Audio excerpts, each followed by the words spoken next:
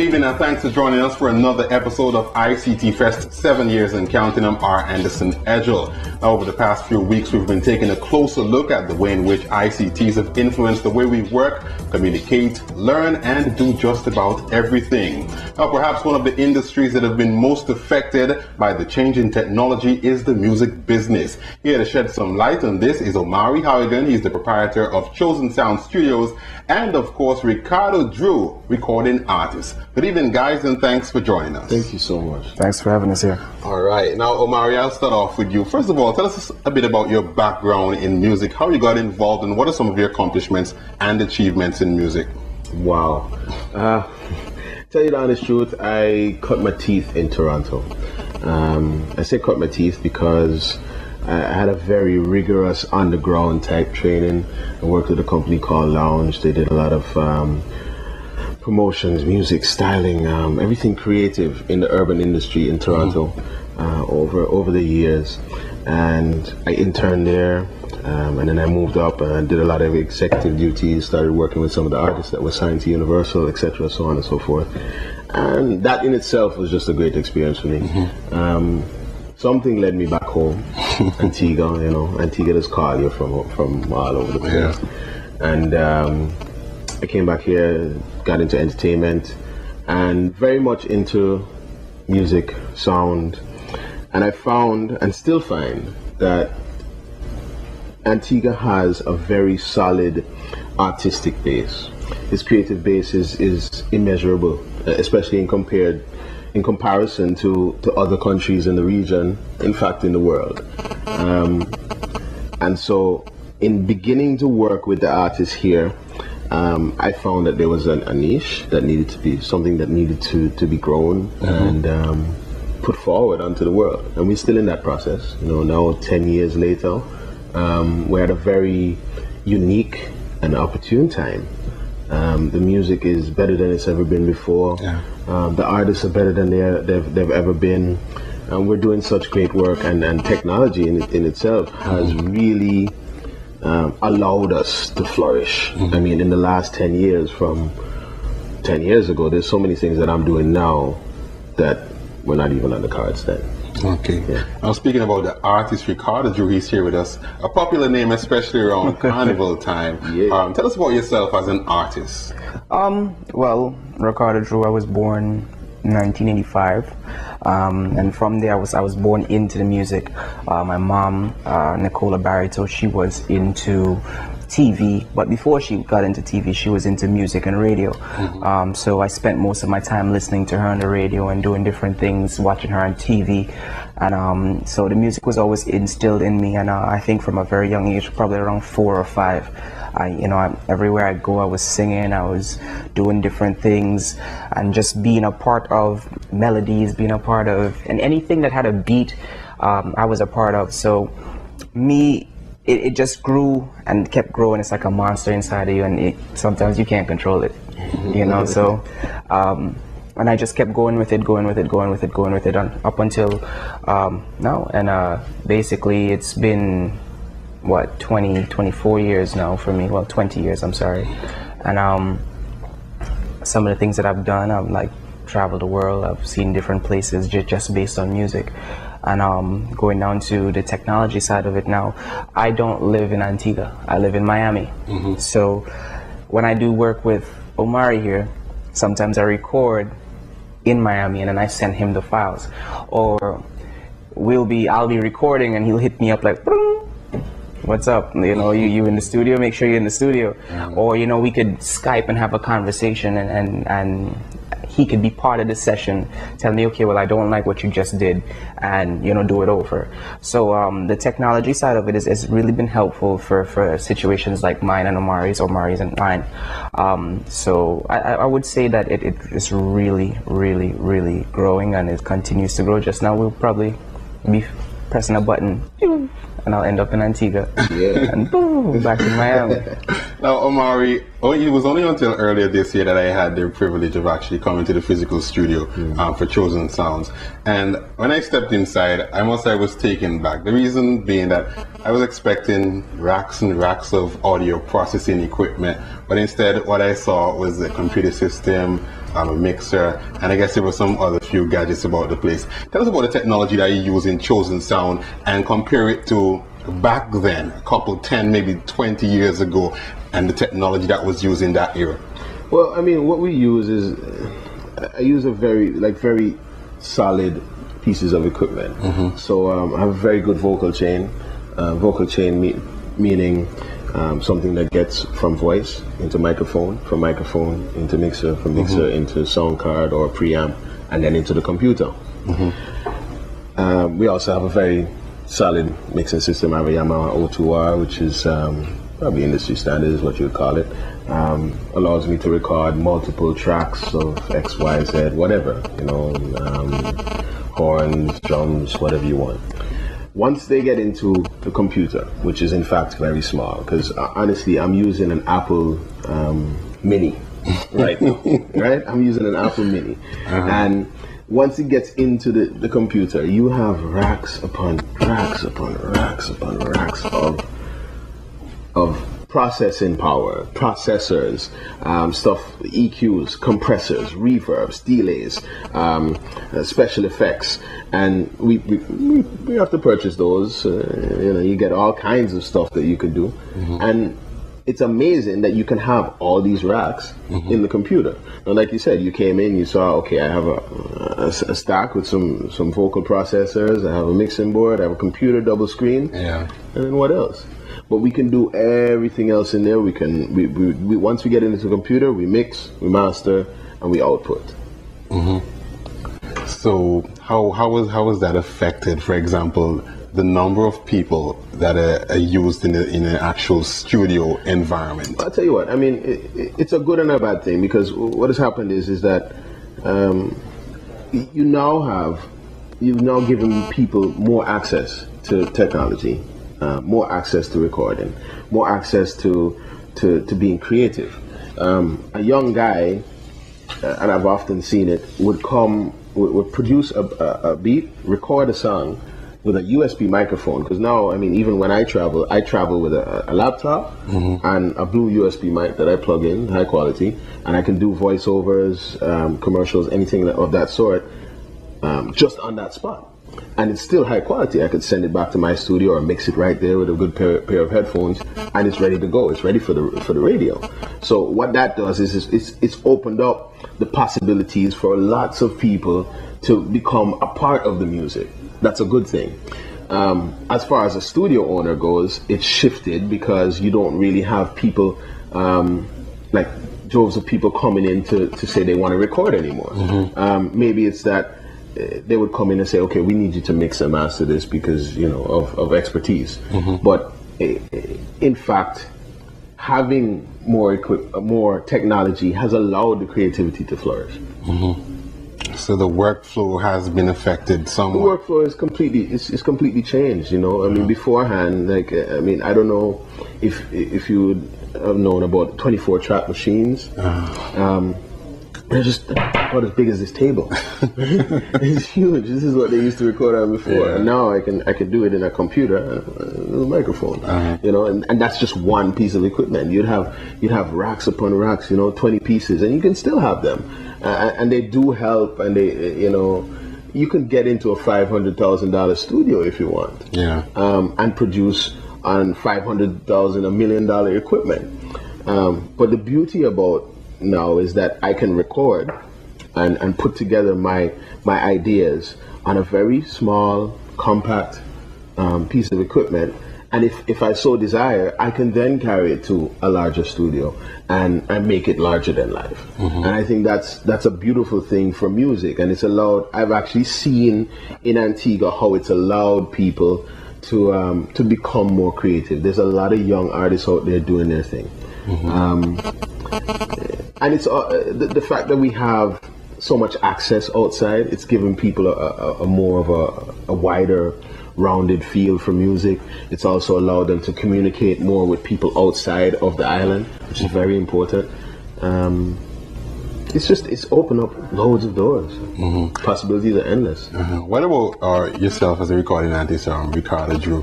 How have you integrated all of this technology into your music. I don't know if you do writing as well, yes, but how has the technology really influenced your writing or even made it easier?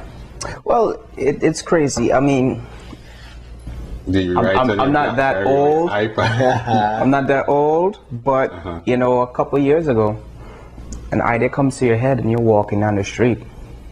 You couldn't even pick out your phone and record it. Now, if you're walking down the street and like you hear a car go dun dun dun dun dun, and you catch a melody from that car, pull out your phone, you press the voice note, you record it right then and there. You have it. If I want, I could email it to Omari right then and there, Right away. right there. So it has made things so much easier for us engineers, studio owners, artists to open different avenues and to just, it's just so much easier. It's like I recorded in a couple studios maybe 10 years ago, and the sound that came out of those studios, it was just, to me at the point in time, was amazing. And then maybe about 2 years ago, I went into a room, not even a studio, a room that had a mic in the corner. Yeah. And a guy sitting on a laptop, and he had a little compressor, and that was it. And it sounded better than the stuff that I got. You know, so it's just amazing to see how technology has evolved and how easier it's become for us to do things. And it's actually a little bit better for people like Omari and myself, because we're always on the go. So, you know, like he said, if we need to do something then and there, it can be done. I'll give you a scenario. Last week, he was in Jacksonville. Actually, you were in Orlando. Yeah. And I was in Toronto promoting music. They were about to perform for Jacksonville Carnival. You should go online, search for Ricardo Drue on Facebook. That's facebook.com/Ricardo Drue. And find the clips that we're about to put up of them performing at Jacksonville Carnival. Absolute madness. Anyway. What I'm saying is, they were over there for that show. Yeah. I'm in Toronto promoting music. We have a commercial to do, a jingle to do for this company in Miami. Yeah. And we produce the music. It's in Trinidad, Boston. in Boston. Drue records in Miami. I mix in Toronto and send it to the company back in Miami by email.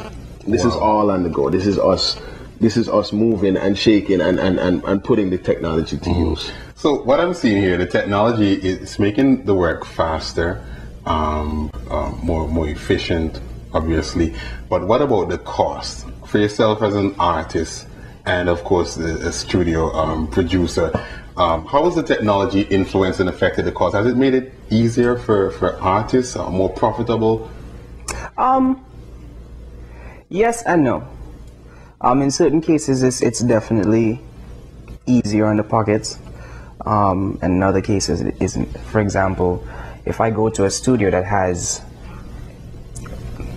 real equipment, like when I say real, I mean like $500,000, $600 million equipment, their cost, of course, is going to be more expensive than if I go to a studio that has, you know, 100,000 or 50,000 or maybe even 20,000. You understand? So it really just depends on the quality that you're looking for, and it depends on who you're working with. Because, for example, if I open the studio right now, I couldn't charge the same price Omari charge. You know? So, you know, it depends on the person. It depends on the quality of equipment that you have. But it has definitely made it easier on the pockets for me, as I would say. I think also as well, just to take that idea a step further, in terms of revenues, like garnering revenues, it's really hard on the artist now, even as little as 10 years ago. We want to touch on this idea that internet has made it very hard for artists living, in the fact that royalties are a very important part of how they're able to live. As creatives, they live life for people. You know, he writes music, performs music for an audience. That's how he makes his living. And so, anytime the music is played, there should be some sort of compensation. Anytime he performs, there should be some sort of compensation. anytime somebody performs his song, likewise. So what happens is that because it's so free across the internet, now the music is played anyhow, it's spread anyhow, there's no control. It's the Wild West. And there are new technologies coming about and things that are allowing, pay for play and I was just about to ask you about, for example, iTunes. Has that helped to solve the situation as far as the profitability of the artists? It hasn't really helped to solve it because it's still so wild west. And I mean, in regions like the Caribbean, we don't have any access. The Caribbean people can't just jump up on iTunes and buy songs.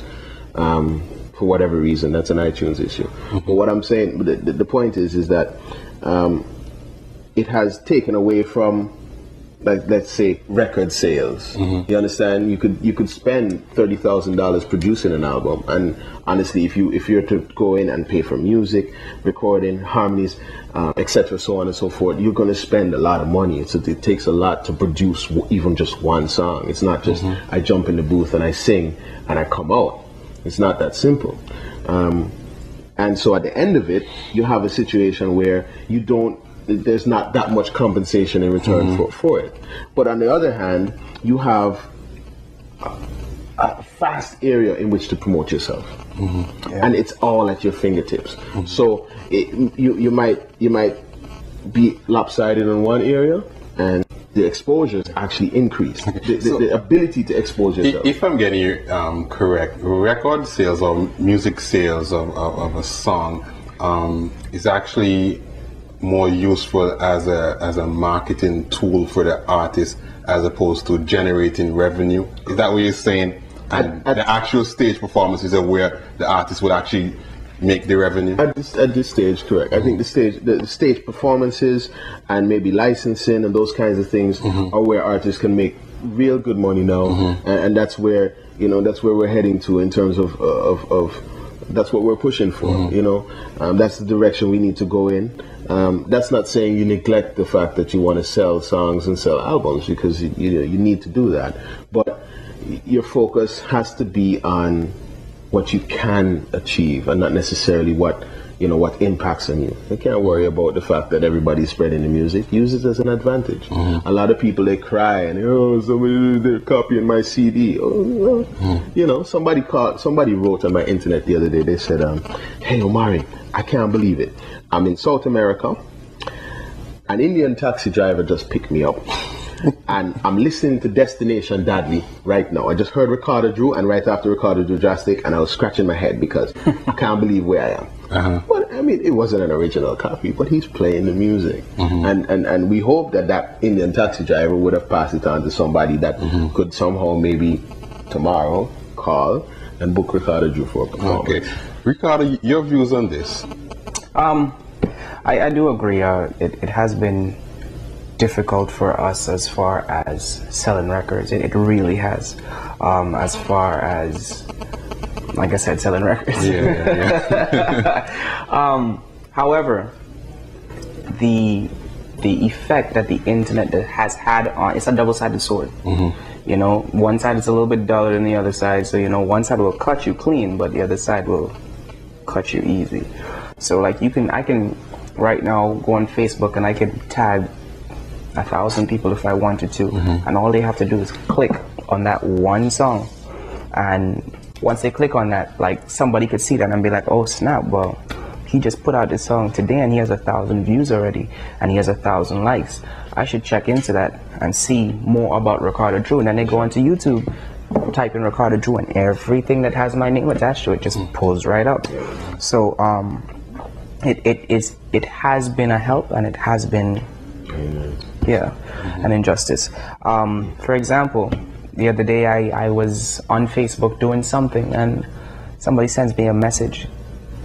It was a video, and so I clicked the video, and I hear my song playing in Hong Kong, right? And I see all these people in Hong Kong just going crazy, and I'm like, why am I not there? You understand? But it's because the internet has allowed my music to travel that far, because I didn't go to Hong Kong. I don't know if Omari went. Not yet. I don't know if Omari went to Hong Kong, but when I sent out my music, someone in Hong Kong was in my email list, and that's how they got it. So, Omari, this is good news for local artists, I would assume, as far as getting exposure. I think it's great, but the exposure alone is not going to do it. You need to have a hardworking ethic. It really is not. It's not a walk in the park. You know, the kind of work. Music, by definition, is an all day, all night experience. It's not the amount of work that you do.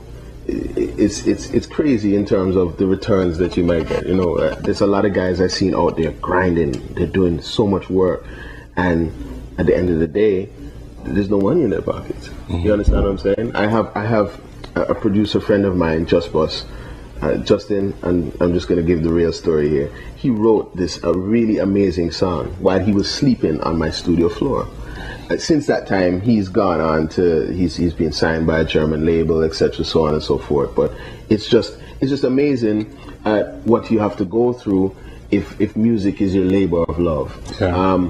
And I think it's not that way in all places. You understand?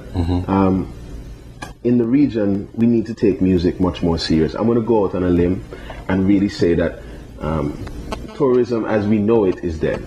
Maybe we can find a new tourism experience in creating opportunities and synergies between artists and that type of tourist that wants to come and have a musical experience. I mean, people respond to music. It's a time-old tradition. That's what happens. Bob Marley made Jamaica famous, and the rest of them are still doing it. Antigua has, pound for pound, the most creative music resource in the Caribbean. So what your challenge is to respect it, to love it, and to put it to good use. Please. And with that, we're going to take a short commercial break. Remember, you're listening to ICTFEST 7 years and counting. Stay with us. We'll be back. We'll have more when we get back from the break.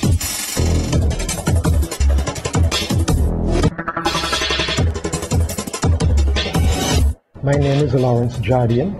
I'm the founder of DMS, Data Management Solutions Limited. We are a software development company. We specialize in payroll software for Antigua and Barbuda businesses. We first developed the product in 1992, and we wrote it for Windows in 2000 to meet Y2K. Since then, we have acquired a number of major clients, including Social Security Board and medical benefits. We also customize our application to meet the needs of many of our clients, to integrate with accounting packages, time and attendance modules, and also Microsoft Word and Excel, popular applications. We have participated in the ICTFEST since 2005. The ICTFEST has given us the opportunity to showcase our product and to meet a number of persons who are providing solutions as well. This year we will be participating in the ICTFEST to continue to demonstrate our product and to some extent assist the national development in terms of its ICT quest. ICTFEST 2011, empowering the nation, improving lives.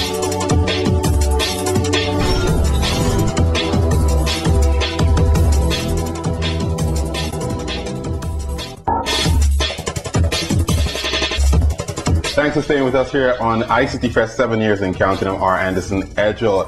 My guest tonight, Omari Harrigan, Chosen Sound studio proprietor, as well as Ricardo Drue, recording artist here in Antigua and Barbuda and Miami, and across the world as well. Thanks again for staying with us, guys. Now, I want to touch on another issue. Growing up, I grew up in the era with CDs. That was the order of the day. And now I have an iPod in my car. I no longer use my CD deck because I download all my music to my iPod. Let's talk about the way in which music is consumed and the technology that is used right now. This is crazy. I mean, I was around to see records. In fact, I still have a very large record collection. I maybe have about 3,000 records. Didn't get as much CDs though. And we went through that CD era. It was great. And I think CDs are still used now today, but more as promotion. Turn off, it's easy. As a matter of fact, I was just in Canada and somebody gave me a USB drive with all their music on it. Wow. And I think that's where the next step is. That's where the music is going. And then what's easy as well too is you get these little cards. You can scratch off the back and there's a code. You go on the internet, you punch in the code, and up comes the music. You download link. A few minutes time, you have a whole album, whole sampler. It's just, there's so many ways. Next they have cell phones. You can scan the barcode and the application will come up for the artist. It might go to a website, it might give you a free single, it might give you a ringtone. There's the convergence of technology has given you so many different options. And that's a beautiful thing. Now let's look at the schools now. We know in the schools for quite some time, students are being taught the instruments. I know when I was in school, they taught me the recorder. I didn't really like it. I wanted to play something, an instrument that I thought was more exciting. All right. But besides instrument, do you think that students should be exposed to the technical back end work, for example, the studio work that you're involved in? I mean, so much so. I mean, what we did this summer was we took it upon ourselves with Swalings Antigua, and that's myself, Ricardo Drue, and Drastic, to conduct a few workshops with the children to show them what artists do, what studios do, and how music is made, and how we go about just producing the stuff that you hear. And it was just amazing. Every time they came, their faces were like lit up, and they were so interested in getting that type of education and understanding what was going on, what was where, what is this, what is that, how does that work, how to make music, how to write a song, how to use a microphone. And I've been saying throughout the whole show, creative industries is where it's at, and I want to drill it home. I want people to understand that is where we have to go. We have to give respect to it. We have to support it and nurture it, encourage it. It doesn't just come overnight. Somebody just doesn't wake up and all of a sudden become an artist. Like he said, it's been 20 years in the making. He's been doing it since he was 4. But then it's given him a vast amount of skills along the way. Some people it might be shorter, some people it might be longer. But to answer your question, we do need more of that type of infrastructure in schools. We need more of I would even carry it a step further and say that once you've learned those musical tenets, those different things, the technology background, actually playing an instrument, then we also need to cultivate and nurture the business aspect, the marketing aspect. It should become a really big part of our society because, again, the creative industries is where it's at. The video industry directly feeds off the music. The fashion industry also as well ties right into it. And so there is a vast amount of things that we can do in this one creative entertainment industry that will provide not only for the individuals but for the nation. Go Google what is the contribution of music to countries like Jamaica and Trinidad at the bottom line. How much does it provide for the country? It's huge. It's insane. All right. Now, Ricardo Drue, there's an issue that I want to touch on as well with you. Now, the technology has made it easier for artists in a lot of ways, and also has helped to, make up for some deficiencies. What are your views on studios using the technology to correct people's voice, as well as auto-tune? What are your views on that? Well, I mean, I was against autotune for a very, very long time, and then somebody forced me to use it just to see how it helps, your vocals and stuff like that. I mean, there's nothing wrong with using it. Now, if you're T-Paining it. Explain that term, T-Paining it. Meaning like you put autotune on your voice and you sound like T-Pain, like completely, like not yourself. Then you're going too far. But if you just use it to maybe enhance maybe like a little off note, or to give it a cool effect, because autotune does give you a cool effect when you're using it as well. I don't see anything wrong with it. Definitely there's been all kind of things that have been coming out in the last couple of years to help enhance your vocals and enhance production and stuff like that. There's actually this thing called Melodyne.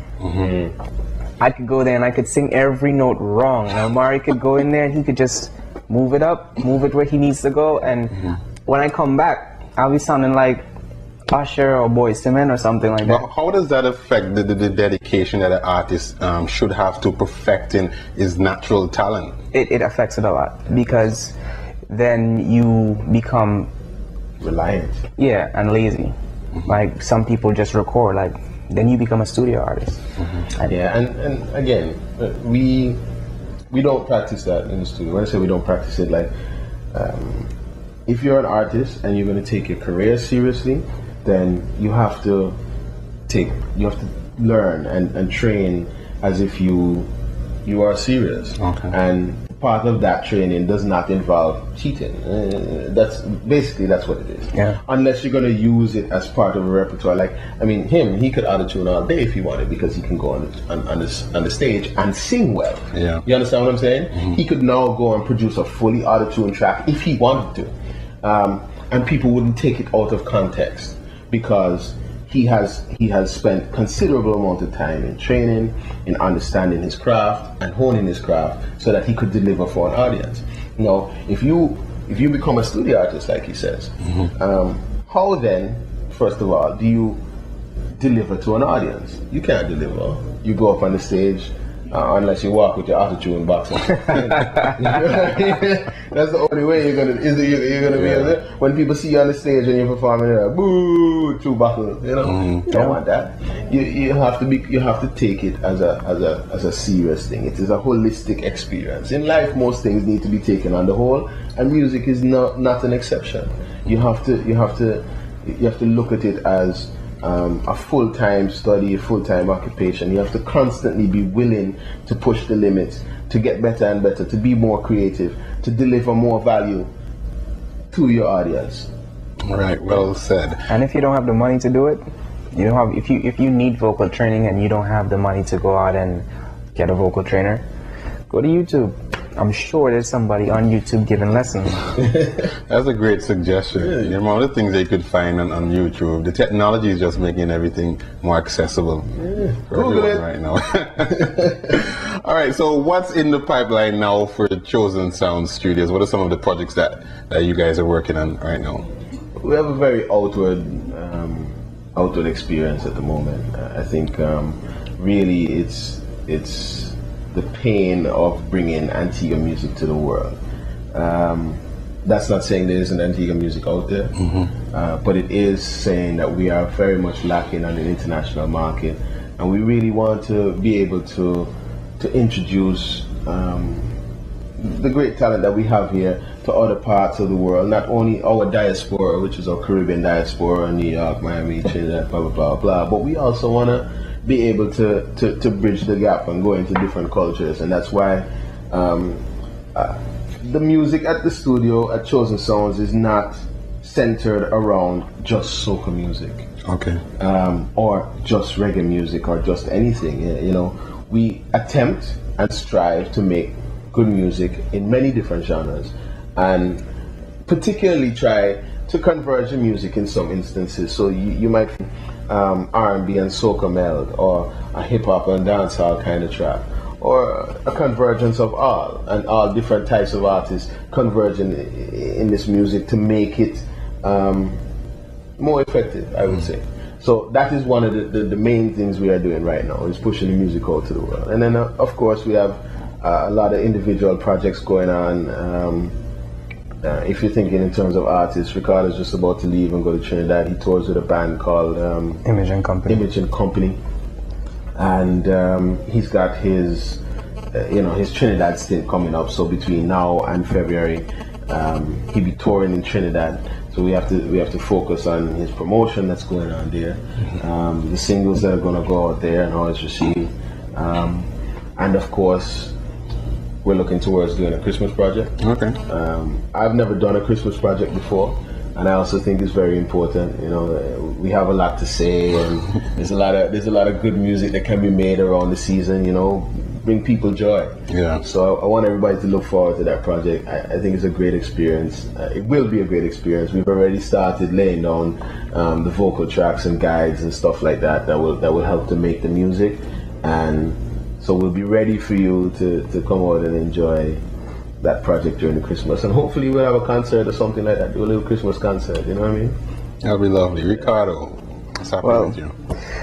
Like you were saying, starting next week I'll be leaving to Trinidad to start the preparation for Trinidad Carnival. Before that, I'll be in Miami in October, dealing with Miami Carnival. When I come back, I'll be traveling to Cayman Islands in November to do the Pirates Week in the Cayman Islands. Come back, and then my tour in Trinidad starts from November to February. And it's just going to be really hectic. My album for Antigua Carnival next year is almost done. I don't know what it's going to be called yet, but it's almost done. Yeah, we have everything laid out, because it becomes really difficult to be going so much and then have with all that just to sit down and be like, okay, well, let me think of something. And you've been singing the same songs for like the last 4 months over and over. Like it becomes stuck in your head, so the melodies that you may come up with then might be similar to the melodies you've been singing all day. So most definitely that's what's going to be happening. Chosen Sound is definitely where I'm going to be at, and we just hope to take it to another level. And technology. Well, guys, once again, thanks for stopping by. I really enjoyed this session. Hope you also be a part of ICTFEST 2011. Well, I always pass through ICTFEST, and I urge everybody around the studio. I'd actually like to not only congratulate my team, but give them a big thumbs up. Everybody who's a part of Chosen Sounds, these are the engineer, Rick, Cobweb, the artist, Drastic, Ricardo Drue, EP Ching, Kenny Blessing, who comes and does projects with us, Carlos Turner, who's now doing stuff. I want to big up the Shire, who we're talking to right now. They all are very serious and hardworking, and they all endeavor to put technology to use in their music. So we'll definitely all be there. Everybody, you support it as well too. ICTFEST, I mean, it's a staple, you know. It's part of us. It's Antigua. Thanks again, guys. There you have it. I've been speaking to Ricardo Drue, recording artist, as well as Omari Harrigan. He's the proprietor of Chosen Sounds Studios. Do remember the dates for ICTFEST? It will be October 12 and 13 at the Multipurpose Cultural and Exhibition Center. This year's ICTFEST is being held under the theme ICTFEST 2011, Empowering the Nation, Improving Lives. For more information on ICTFEST 2011, contact our office at 468-4610 or email ictfestantigua@gmail.com or visit our website www.ictfest.ag. Well, thanks again. This has been ICTFEST 7 years and counting. Do join us again next week. I'm R. Anderson Edgel.